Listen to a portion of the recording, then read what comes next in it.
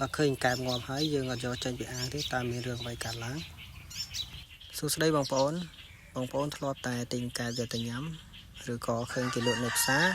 ប៉ុន្តែបងប្អូនប្រហែលជាមិនដឹងថាកែបហ្នឹងមកពីប្រភពណាទេកែបអាចមកពី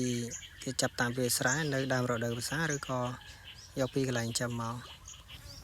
ហើយថ្ងៃនេះខ្ញុំនាំបងប្អូនមកមើលការចាំកែបហើយចង់ដឹងថាវាមានផលវិបាកប៉ុណ្ណាហើយវាជួបបញ្ហាអីខ្លះហើយក្នុងនោះខ្ញុំលើកបញ្ហាមួយគឺ